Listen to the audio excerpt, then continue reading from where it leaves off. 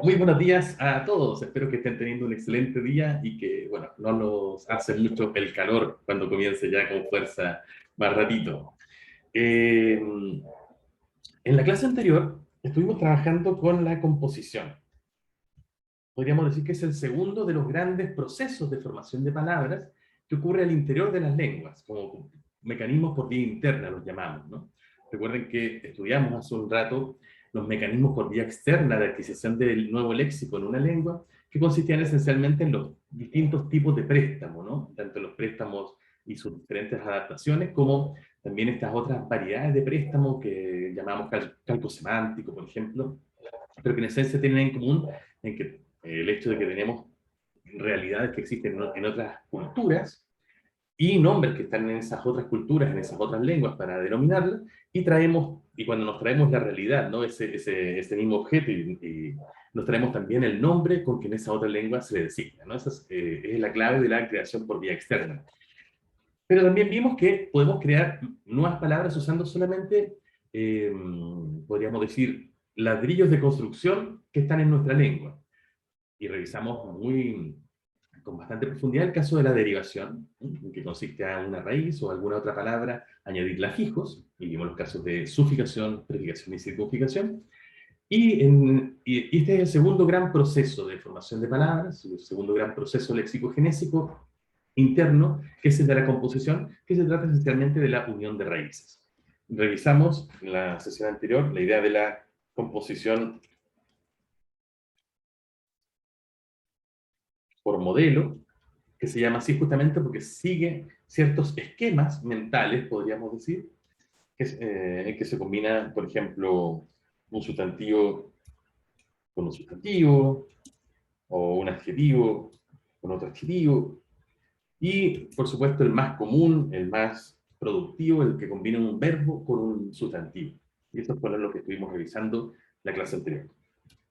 Y habíamos ahora, o más bien, perdón, en la sesión pasada, empezado a revisar las composiciones llamadas por inmovilización,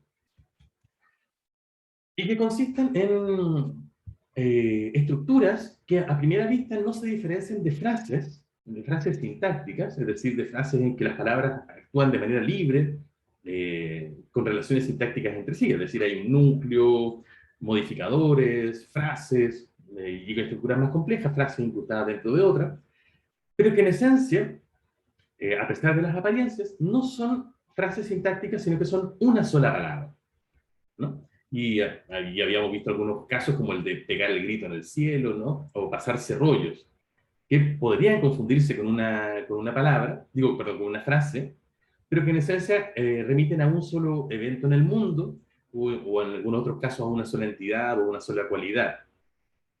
Y que además tienen varias condiciones en las que vamos a profundizar ahora, que las hacen diferenciarse de una frase. Pero para comenzar, para retomar eso, un ejemplo. Fíjense en esta tira cómica que salió hace algunos años, de Alberto Montt.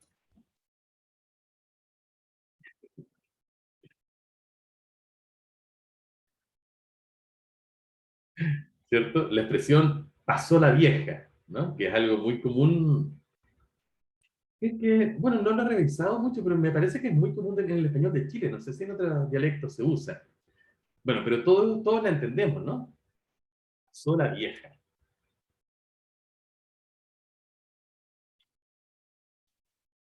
¿Cuándo, ¿Cuándo usamos esta expresión? ¿Qué quiere decir? ¿Cuándo lo usarían ustedes?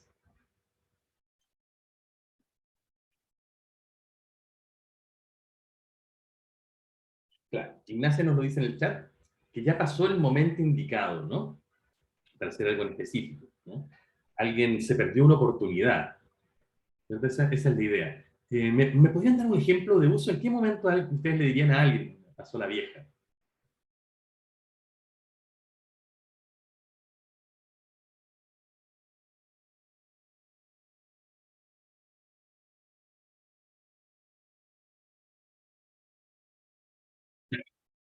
Me gusta mucho el ejemplo que nos da Ignacia, ¿no?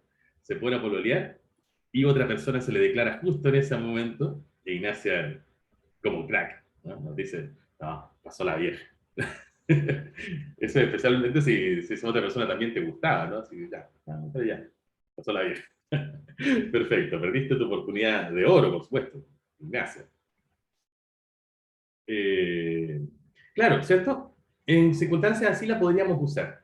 Eh, claramente, como decíamos en la sesión pasada, una expresión como esta no tiene un significado composicional, un significado componencial. Es decir, uno no puede llegar fácilmente, al menos, al significado que indica esta expresión sumando la suma de sus partes, ¿no? Como a partir de los significados individuales de las palabras. A diferencia de lo que pasa con una frase. Si yo les digo ahora, pasó un gato,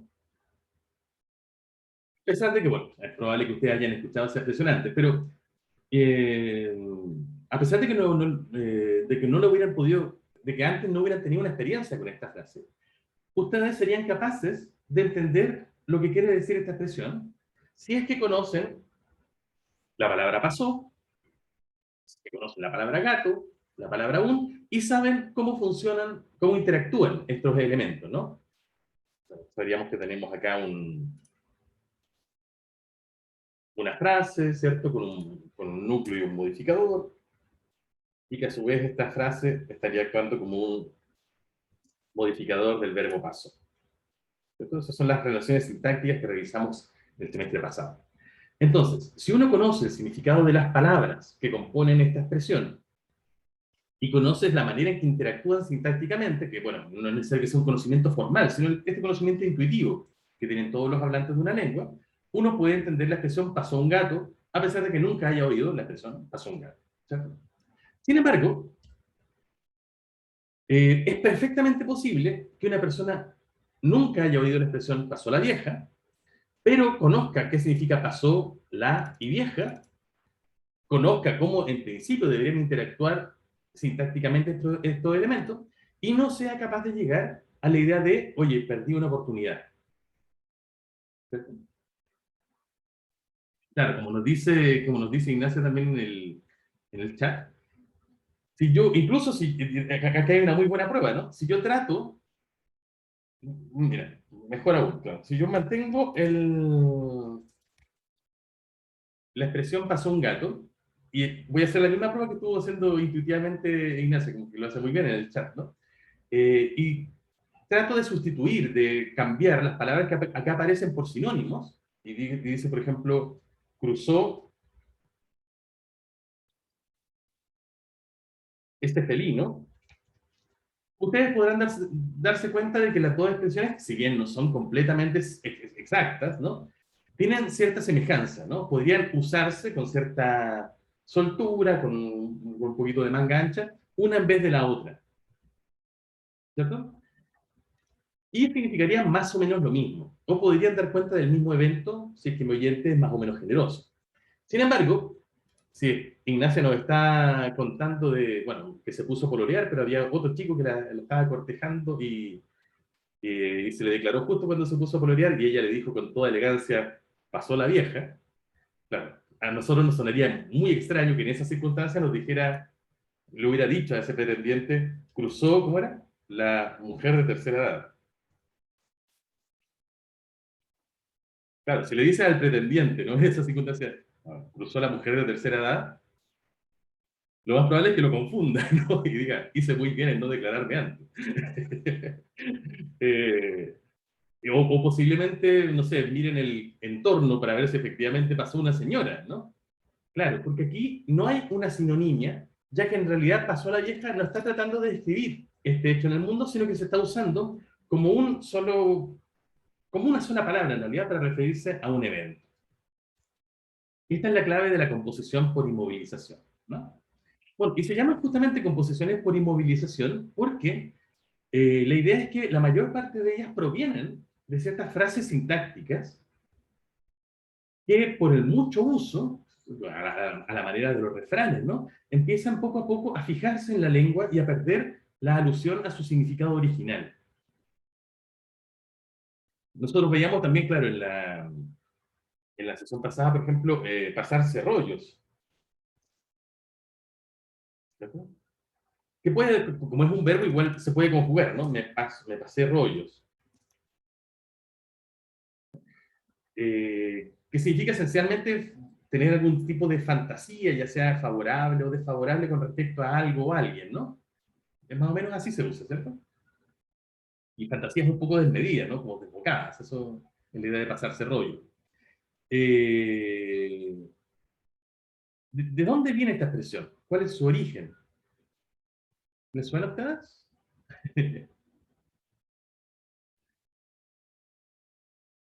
¿Alguien le puede sonar? ¿O ya está completamente oscurecido su origen? Del cine, como los rollos de película.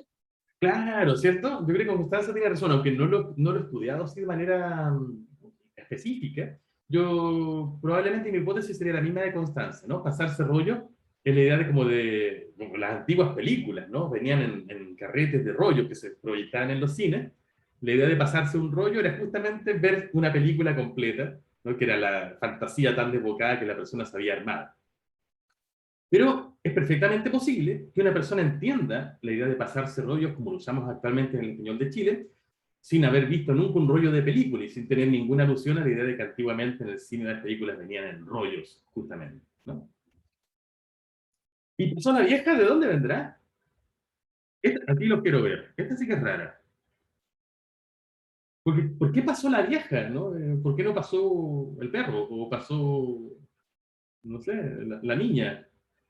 Elisa nos dice que es por una micro, Antonio por la Celestina. A ver. Por una vendedora. A ver, Elisa, ¿por qué por la micro? Tal vez lo estoy inventando, pero estoy muy segura que alguna vez mis papás me dijeron que según ellos salía de decirle como la vieja a la micro, como que se te pasó la micro, entonces como se pasó la vieja. Ah, Entonces como no te alcanzaste a subir. eso está choro, pero yo no conozco que en Chile alguna vez se le haya dicho vieja a la micro, y ni en otro país, ¿no? Porque obviamente nosotros le decimos micro, liebres, en algunos lugares se les decía antiguamente. Sí, la verdad es que no, yo tampoco lo he escuchado como vieja, pero como la Como en idea de alguna un parte bus de que se te Chile, va, encuentro que tiene sentido. es verdad, ¿eh? Está interesante. Juan Pablo, Sí, profe, alejándome un poquito del tema, pero continuando con lo que dijo Elisa, a mí me gusta mucho la expresión también de, como, no sé, por ejemplo, al profe le sirven todas las micros. No sé si la has escuchado. sí, claro. Ese está todavía, bueno, la vamos a poner aquí, ¿eh? Cualquier micro me sirve. La vamos a dejar ahí para revisarla en algún momento, en un momentito más, ¿no? Pero antes terminamos de revisar este posible origen de Pasó la Vieja. También, ¿quién nos decía aquí? ¿Antonio? No, no, no. Ay. Ay, no, Antonio, claro, nos decía que posiblemente era Celestina. A ver, cuéntanos, Antonio. Esa hipótesis no la conocía. La acabo de inventar. Me acordé de la obra porque la Celestina es vieja y la leí hace poco y dije, la Celestina. Ah, ya, te estás mandando un poco el carril. Te estás pasando completamente los rollos, Antonio. Un tollo. Pero podría haber sido. Bueno, yo no lo sé con seguridad, pero tengo una hipótesis al respecto. Miren, les voy a mostrar. Si ustedes buscan en Google, bueno, hace tiempo que no lo hago, así que espero que me funcione, la palabra oportunidad y ven imágenes, no me sale, pero a ver si me sale con...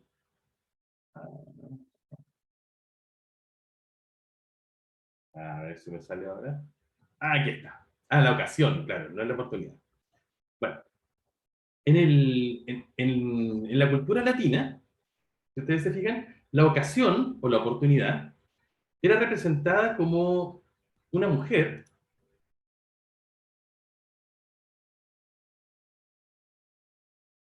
aquí está, pelada y con un moño en la frente. Aquí no se alcanza a ver también, se ve como si tuviera pelo atrás, pero en realidad la idea es que era completamente pelada y tenía solo un mechón de pelo en la frente. De hecho, de ahí viene otro dicho que algunos de ustedes quizás han escuchado, que es a la ocasión la pintan calva. Es decir, que la ocasión suele presentarse como una mujer pelada. De hecho, aquí mismo está, ¿no? Aquí está. A la ocasión la pinta en cal. Y eso es justamente por eso, ¿no? Y dado que la ocasión, la oportunidad, justamente son justamente el mismo concepto, yo tengo la impresión de que esta vieja puede referirse a esta misma, a esta señora pelada, que perfectamente puede pasar por una vieja, ¿no? Que tiene un moño en la frente y que la idea es que solamente la puedes agarrar cuando viene de frente y que cuando ya se pasó, ¿cierto? No puedes agarrarla porque está pelada. Esa es la idea de la frase, ¿no? Tú puedes agarrar la oportunidad cuando viene, pero cuando pasa, como es pelada, ya no tienes de dónde agarrarla, y entonces tienes que dejarla pasar. Entonces tengo la impresión, pero esta es una hipótesis mía, de que pasó la vieja se refiere a la misma diosa grecolatina de la oportunidad o de la ocasión, pero que obviamente ha sido muy popularizada para nuestro efecto. Esa hipótesis creo que tiene al menos sentido, podríamos tratar de comprobarla después. Pero lo que quería ilustrar con esto es que perfectamente algo que fue una frase en un momento puede haber perdido completamente, puede haber oscurecido completamente la alusión a sus elementos originales e igualmente usarse para expresar un nuevo significado unitario, en este caso una palabra que es perder una oportunidad. ¿Ya? Voy a tener que dejar apartado de cualquier micro me sirve, Juan Pablo, lo siento, porque nos vamos a atrasar un poquito y quiero ver algunos otros contenidos ahora. Pero sí, el ejemplo de Juan Pablo nos sirve para ver que hay un montón de estas expresiones, ¿no? Por ejemplo, expresiones como patas de gallo, para hablar de las arrugas que suelen aparecer, ¿cierto?, al lado de los ojos, que están, por supuesto, motivados en este caso por la semejanza que tienen esas arrugas con la impresión que dejan unas patitas de gallo en la tierra, o ya que estamos en este ambiente, piel de gallina, ¿cierto? Que es ese erizamiento de la piel cuando uno tiene una sensación, ya sea física o psicológica, de inquietud, ¿no? O siguiendo con los animales, ¿no? Echar la foca. Claro que nadie entiende si es que no ha usado esa palabra o alguien no le ha explicado el significado unitario, porque ¿quién va a entender como tomar una foca y arrojársela a alguien? No es esa la idea, ¿no? Y que incluso esa a mí también me parece como de un origen bastante oscuro, ¿no? Yo he escuchado que tiene que ver con una adaptación, y aquí habría una pequeña adaptación también con la idea del calco, del insulto del inglés fuck you, ¿cierto? Que se usa como un insulto, ¿cierto? Sería como, evoluciona, digamos, al castellano, se adapta fónicamente a foca, y por lo tanto echar la foca sería justamente insultar a alguien. Bueno, tiene cierto sentido, no sé si es cierto, pero habría una hipótesis. Pero esto nos ilustra que muchas de estas pueden haber nacido como frases que luego fueron fijándose, inmovilizándose y oscureciendo también su alusión a la frase original, ¿no? Otras también más clásicas, ¿no? Echar a perder, por ejemplo. Si uno lo piensa, echar a perder es un sinónimo de estropear, ¿no? De romper algo, por ejemplo. Pero incluso si uno trata de entenderlo como frase sintáctica, no tiene mucho sentido. ¿Cómo echas algo hacia el perder? Como que nosotros ni siquiera usamos ese tipo de estructura sintáctica actualmente. Pero claramente lo usamos como un solo verbo, ¿no? Como una sola palabra. Y otras, por supuesto, que veíamos también en la sesión pasada, divertidas, ¿no? Como peinar la muñeca, para alguien que está loco o que tiene comportamientos enloquecidos. U otras también clásicas. Esta es muy linda porque se usa, creo yo, solo en Chile, ¿no? Día por medio, por ejemplo, para indicar que algo se hace un día sí y al día siguiente no. O otra clásica de Chile, que es el caso de al tiro, ¿no? Para indicar que algo se hace de manera inmediata. Bueno, y hay un montón, ¿no? Hay muchísimas expresiones de este estilo, pero todas pueden considerarse composiciones, ya que originalmente están uniendo raíces, ¿cierto? Elementos que sintácticamente podríamos considerar palabras o elementos independientes, pero se unen para formar una nueva palabra, aunque en este caso no por un modelo, sino porque algo que era una frase sintáctica fue poco a poco fijándose en el uso. Esto es lindo. Bueno, cómo podemos saber si ante una de estas expresiones, por ejemplo, piel de gallina, día por medio, etcétera, o otra, por ejemplo, meter la pata, que significa equivocarse, ¿no? Uno está ante una expresión sintáctica, es decir, ante una frase, o ante una palabra formada por una composición por inmovilización. Porque desde el punto de vista formal, desde el punto de vista, bueno, si uno las oye, así sin contexto, o si la ve, son completamente idénticas. De hecho, por ejemplo, yo podría decir, Pedro metió la pata al barro y llegó cochino a la casa. Y en este caso, metió la pata, lo diría a la expresión sintáctica, ¿no? Es decir, nosotros vemos, sentimos o nos pasamos por la mente la escena de Pedro encharcándose el zapato en una poza, ¿no? En cambio, si decimos Pedro, perdón, metió la pata en el trabajo al gritarle a su jefe,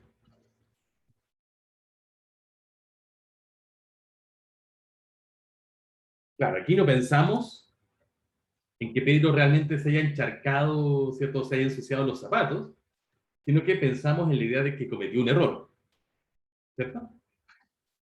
Pero formalmente parecieran ser la misma. ¿Cómo saber entonces si en una estructura, en un texto, estamos ante la composición por inmovilización, que sería el segundo caso, o estamos ante la frase sintáctica, que sería el primer caso?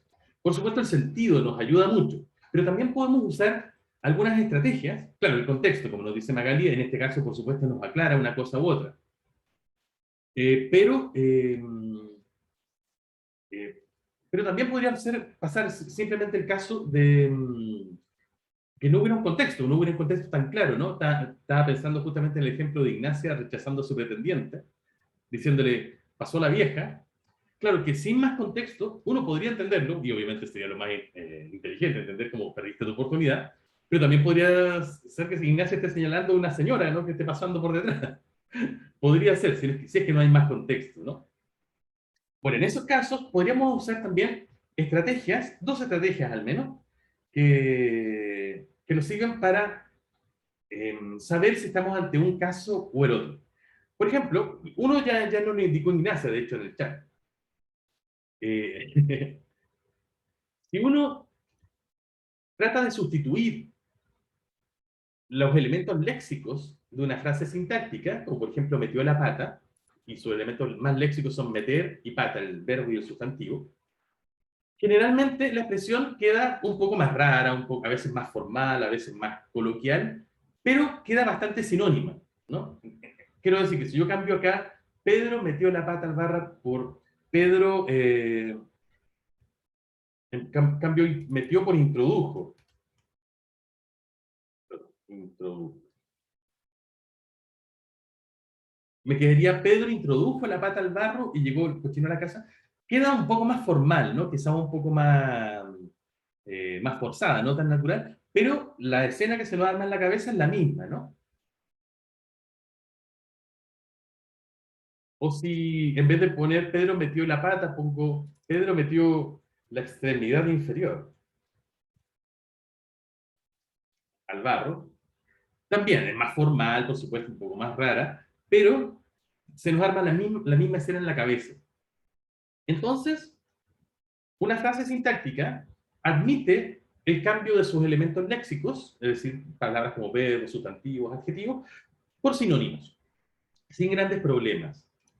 En cambio, si estoy ante una composición por inmovilización, como sería este segundo caso, cualquier alteración que yo trate de hacer de estos elementos léxicos destruye la composición. Si yo digo, Pedro introdujo la pata en el trabajo al gritarle a su jefe, la sensación es como de desconcierto, ¿no? No entiendo qué pasó, qué hizo. No entenderíamos de buenas a primeras que se trata de la expresión meter la pata, ¿no? De que cometió un error. Peor todavía si digo, Pedro metió la extremidad inferior en el trabajo. ¿Cierto? Es una cuestión muy extraña, ¿no?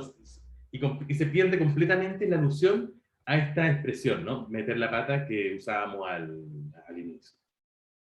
Entonces, podemos darnos cuenta de que una frase sintáctica admite muy bien cambiar sus componentes léxicos por sinónimos, pero un compuesto por inmovilización, no. Antonio nos dice que disfruta el formalizar. Claro, uno puede hacerlo, es verdad. Hacer ese tipo de cosas como un juego, ¿no? Porque también pones a prueba el ingenio de tu interlocutor porque tienes que hacer como un desciframiento de lo que está usando, ¿no? ¿Nos das algún ejemplo de cosas que te gusta decir de esa manera, Antonio? ¿Por qué me lanzas focas? Claro. Claro, en el sentido de por qué me echas la foca, ¿no? Ese sería un buen ejemplo. Claro, uno puede hacerlo justamente si tienes cierta complicidad con tu interlocutor para generar un juego, ¿no? Así como, porque el otro tiene que descifrar ese acertijo y, bueno, y genera un momento de complicidad al descifrarlo. Y claro, los juegos de palabras nunca son demasiado chistosos, pero nosotros que somos de esta área somos mandados a hacer para este tipo de cosas. Claro, uno puede hacerlo, es verdad, no es que sea imposible, pero siempre que lo haces, lo estás haciendo en el contexto de un juego de palabras y siempre haciendo alusión a la expresión original, ¿no? Eso no se pierde, no se pierde. Pero claro, pero en la comunicación cotidiana no harías esa sustitución. De la misma manera, bueno, como hablábamos de los sinónimos, para los elementos léxicos, yo tampoco puedo sustituir, en este caso el artículo, por ejemplo, que es más un elemento funcional, por un equivalente, no exactamente un sinónimo. Por ejemplo, si yo, bueno, en la frase sintáctica sí puedo hacerlo. Por ejemplo, si yo cambio la por una, o por su, que no son sinónimos exactamente del artículo la, sino que son otro tipo de determinantes, pero que igualmente funcionan, que funcionan sintácticamente en el mismo hueco sintáctico, quiero decir. La verdad es que funciona bastante bien la frase, ¿no? Pedro metió su pata al barro y llegó cochino a la casa, es completamente sinónimo con Pedro metió la pata al barro, o Pedro metió una pata al barro, decíamos recién, y llegó cochino a la casa. Todas funcionan súper bien. Eso nos quiere decir que, además de que los elementos léxicos puedan cambiarse por sinónimos, los elementos funcionales, como un artículo, pueden cambiarse por otros elementos que se comportan de manera parecida, sintácticamente. Eso en el caso de la frase. Pero si yo trato de hacer lo mismo con el compuesto por inmovilización, Pedro metió la pata en el trabajo al gritarle a su jefe, y digo, Pedro metió una pata en el trabajo al gritarle a su jefe, al tiro se pierde, ¿cierto? Justamente porque estoy rompiendo esa inmovilización, estoy rompiendo el compuesto, que tiene que estar bastante fijo para que sea en efecto un compuesto por inmovilización. Yo no puedo decir entonces Pedro metió una pata, Pedro metió esa pata, se pierde el sentido. Tiene que ser necesariamente Pedro metió la pata. Entonces, tenemos ya entonces dos estrategias para poder darnos cuenta de si estamos ante una frase o ante una palabra. En la frase podemos cambiar los elementos léxicos por sinónimos, en el compuesto no. En la frase podemos cambiar los elementos funcionales por otros equivalentes y en el compuesto no. Y finalmente, una tercera estrategia es que yo en una frase puedo, por ejemplo, tomar pata, y como yo sé que esto debería funcionar acá como una frase, la pata, que a su vez modifica el verbo meter, yo podría a su vez tratar de modificar esta palabra única, pata, con otra, por ejemplo, decir la pata izquierda. Que si se fijan está modificando solamente a pata, no está modificando a meter. ¿No? Es una especificación de cuál de las dos patas, ¿no? Metió al barro. Y si digo entonces, Pedro metió la pata izquierda al barro y llegó cochino a la casa, la expresión funciona súper bien, es más informativa de hecho, ¿no? Pero no hay ningún cambio esencial. Pero yo no puedo hacer lo mismo en el compuesto, ¿no? Si yo digo, Pedro metió la pata izquierda en el trabajo al gritarle a su jefe, de hecho lo que hago es romper el sentido de la frase, no, ya no se entiende bien. Entonces, podemos formalizar esto diciendo que en el caso de las frases, algunos de sus componentes pueden ser modificados de manera individual, por ejemplo aquí pata, mientras que en el compuesto por inmovilización se resiste mucho a ese tipo de modificación. Bien, ahí tenemos entonces 3 estrategias que podemos usar para darnos cuenta de si estamos ante una frase sintáctica o ante un compuesto por inmovilización. Eso. Bueno, una cuestión importante. No sé si quedó alguna duda de esto con clarito. ¿No? ¿Bien? Ok. Una cuestión importante de estos compuestos por inmovilización es que también reciben el nombre, y esto lo van a encontrar sobre todo en los diccionarios, de locuciones. Ese es el nombre también técnico que han recibido en gramática y en lexicología. Y como cumplen una función, como son una palabra de hecho, cumplen también entonces una función sintáctica cuando aparecen en una expresión lingüística. Y por lo tanto, este tipo de compuestos han sido bautizados según el tipo de función que desempeñan. Y hablamos entonces de locuciones verbales,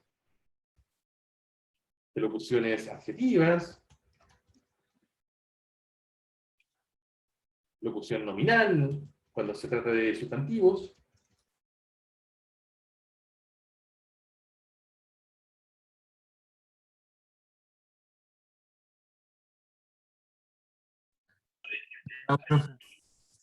Profe, no lo escuchamos. Perdón, les decía que se me cayó internet por un segundo, lo siento mucho, pero ya estoy de vuelta. Ay, qué fome, ya. Retomo el compartir pantalla y abro de nuevo el chat, lo siento. Sí, PTR, justamente. Ok. Ya les decía entonces que, antes de esta caída, ¿no? Que estas locuciones o estos compuestos por inmovilización pueden cumplir diferentes funciones al interior de una frase, como son palabras, y entonces han recibido nombres como locuciones verbales, nominales, adjetivas, adverbiales o preposicionales, ¿no? Dependiendo de justamente la función que estén desempeñando. Y eso quiere decir que actúan como verbos, adjetivos, sustantivos, adverbios o preposiciones. Por poner algunos ejemplos. Locuciones verbales, bueno, el mismo meter la pata, ¿no? Ya que da cuenta de un evento, ¿no? Y puede ser sustituido por otro verbo como equivocarse. Pero también mucho, ¿no? Andar de malas. Ejemplo. Una que me gusta mucho a mí, andar con la mona. ¿Conocen esa? No, Ignacia no lo conoce. Pero Constanza sí, explíqueselo, Constanza. Hasta donde yo sé, andar con la mona es como andar enojado, andar como con maña. Con maña, sí, Enojado. ¿cierto? Sí. Eso, muy bien. Ignacia nos dice que diría eso cuando va con una de sus hermanas. Qué feo, Ignacia, por favor. O otra como dar la pálida, ¿no? ¿Alguien le dio la pálida? ¿Lo han escuchado? ¿Sí? Cuando se ponen enfermos, ¿no? Por tomar mucho, a veces drogarse mucho, ¿cierto? Que le da este tipo de reacciones, ¿cierto? Y se ponen pálidos, justamente. O otras, ¿no? Como echar de menos, esa es muy bonita. Echar de menos. Bueno, todas estas son locuciones verbales, porque justamente dan cuenta de eventos en el mundo, que es la parte semántica, pero que podrían perfectamente ser sustituidas por un verbo simple, si es que lo tuviéramos, y funcionan como núcleos de frases verbales, ¿no? De cláusulas en el español. Así que son locuciones verbales, son propiamente tal verbos. Locuciones adjetivas, para poner algunos ejemplos. Caído del catre, esa es muy buena, ¿cierto? Que se usa para hablar de una persona un poco despistada, que no está muy atenta a las cosas, ¿cierto? Distraída, se dice que es caído del catre. O uno que es muy bueno, del español de Chile, pata de perro. Que en realidad, y esto nos sirve para ilustrar otra cosa, bueno, en realidad nosotros lo decimos más bien pate perro. O mejor aún, incluso, Patiperro, ¿cierto? Que se dice de una persona que le gusta vagabundear o que anda por diferentes partes del mundo, ¿no? Y que tiene bastante oscurecido su origen, aunque probablemente tenga algo que ver con los perros vagabundos, ¿no? También algo de eso tiene que ver. Y también se dice de una persona, ¿no? Y por eso es un adjetivo. Una mano de guagua también es muy bueno, en este sentido, ¿no?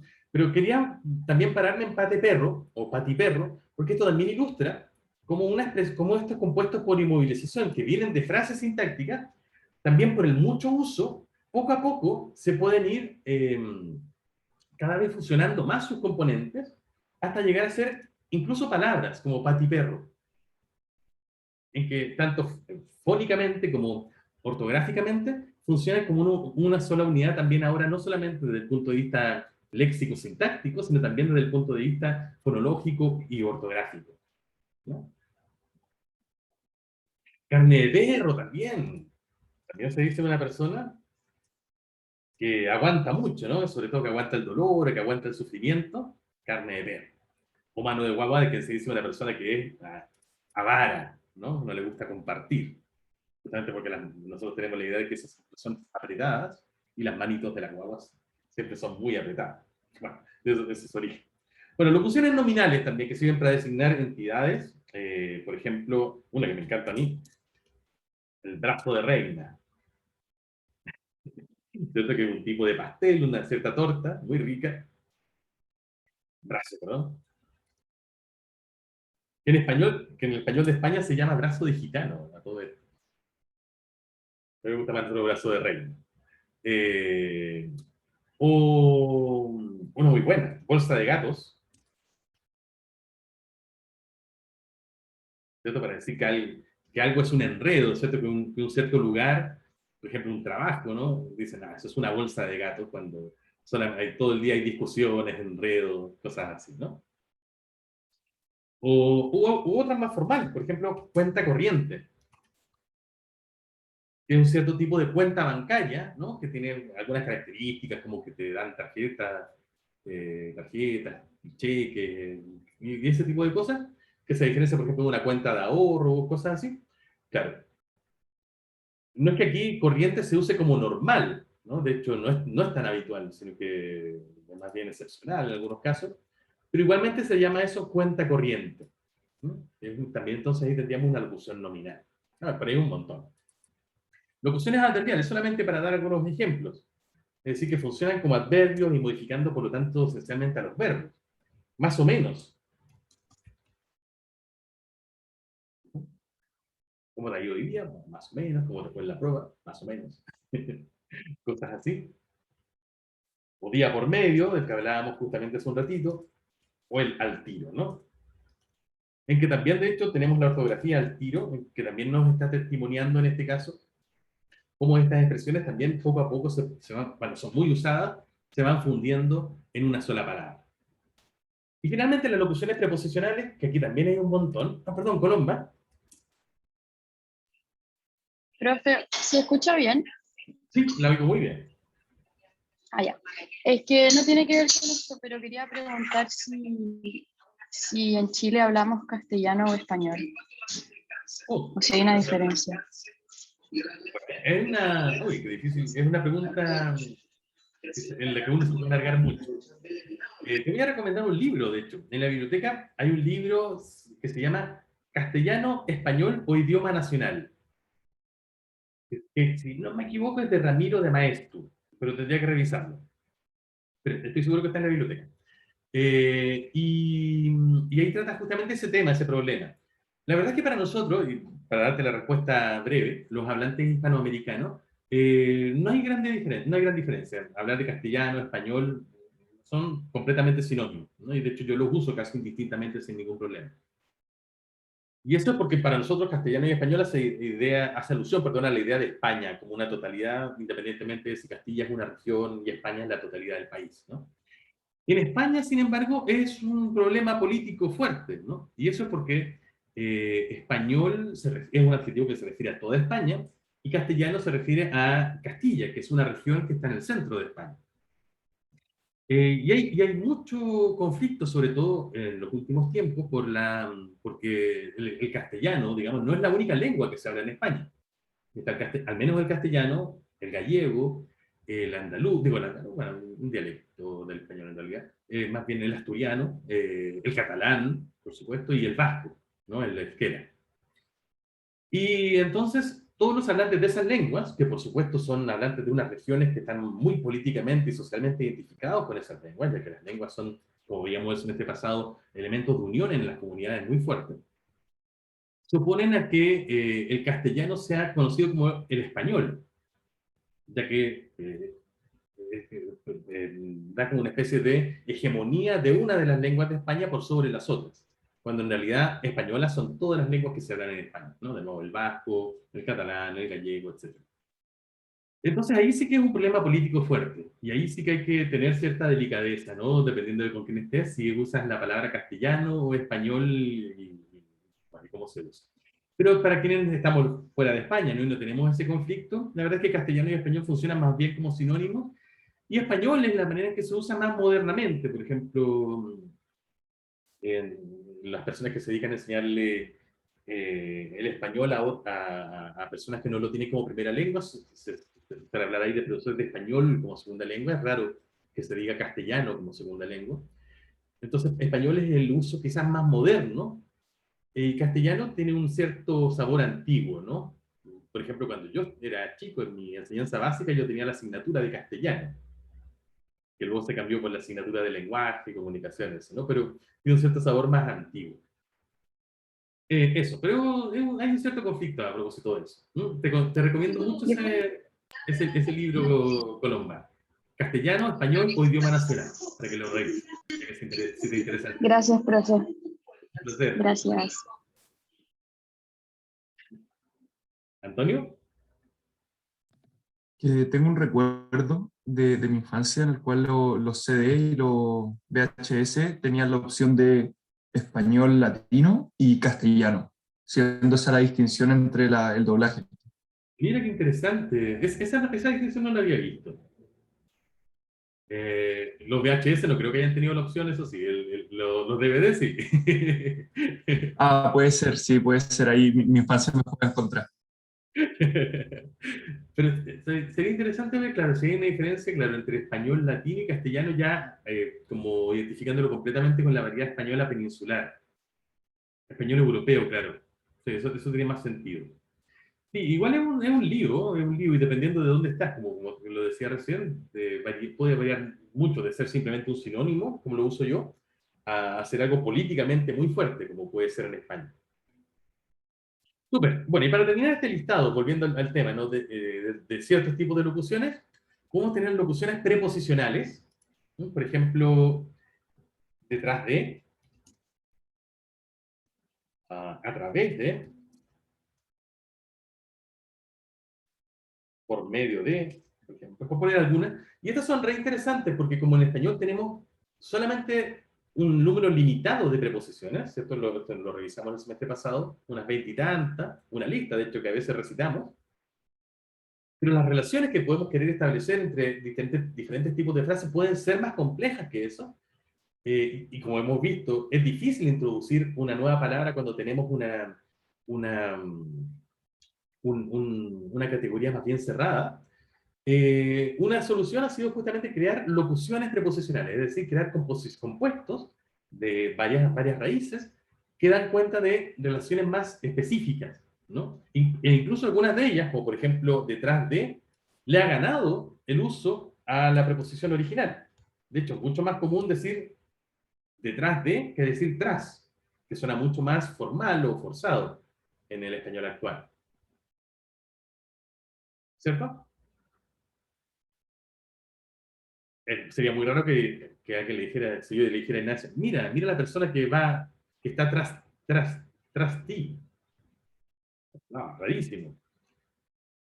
Detrás de ti, en cambio, funciona muy bien. Y fíjense que este es uno de los casos en que la explicación no puede ir por el lado de la economía lingüística, ya que la expresión detrás de ti es mucho más larga que tras ti. Entonces, ahí Hay otra explicación que no tiene que ver con la economía, ¿no? Que a veces la solemos plantear como, como un gran factotum de las explicaciones lingüísticas. Ya, hasta ahí entonces con las locuciones, son los compuestos por inmovilización. ¿Alguna duda, chicos? Que nos haya quedado en el tintero? ¿No? Bien, y Antonio, por favor. No es de la materia, sí, una duda muy, muy específica. Que cuando yo era chico, creí que había descifrado el lenguaje porque tenía dos cosas distintas para mí. Estaba el par de, como dos palabras separadas, que era un dos, un par de algo. Claro. También creía que existía el par de como una palabra que significaba un pequeño número de ese mismo algo. Oh, Entonces, ¿no ejemplificaría el uso? Porque no veo muy bien la diferencia. voy al tiro. Si usted me pide